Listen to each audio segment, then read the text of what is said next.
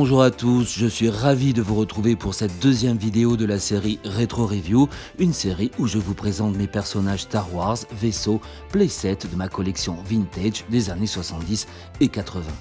Je vous le redis, je ne suis pas un expert et le but de ces vidéos est simplement le partage et l'échange en toute simplicité et en toute humilité.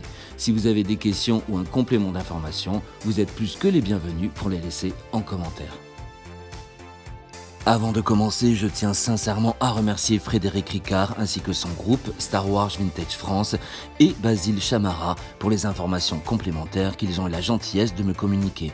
Je vous invite évidemment à découvrir ce groupe très intéressant et très complet où vous trouverez tout sur les collections vintage des années 70 et 80.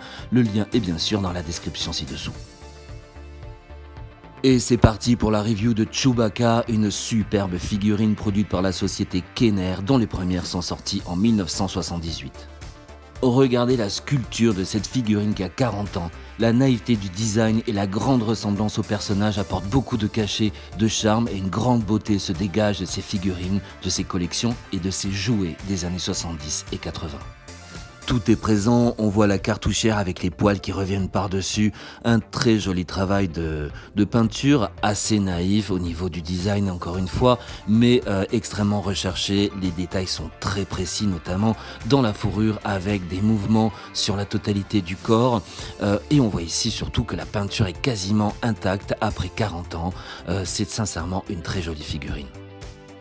Sous les pieds, les fameux petits trous qui permettent évidemment de fixer un socle sous les personnages ou de les faire tenir dans les playsets ou les vaisseaux à leur échelle. Ici on voit Chewie dans l'habitacle du Faucon Millenium et évidemment une review que vous découvrirez bientôt ici sur la chaîne.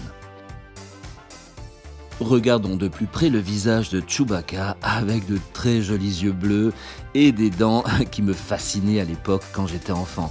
On voit encore une fois que les éléments sont présents, le museau est bien représenté. N'oublions pas qu'il y a 40 ans, avant d'être des collectors, c'était des jouets uniquement destinés à des enfants et je trouve que le travail est absolument incroyable.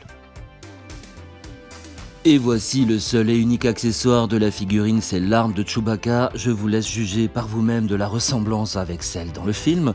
Il faut savoir qu'à l'époque, nous n'en avions absolument rien à faire de la ressemblance et nous étions ravis de pouvoir jouer avec les figurines et leurs accessoires.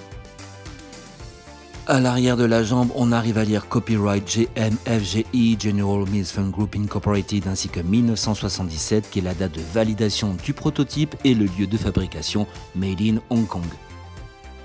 Les articulations avec les bras qui pivotent à 360 degrés et les jambes montent vers le haut et légèrement vers l'arrière et c'est à peu près la même chose pour toutes les figurines de ces collections.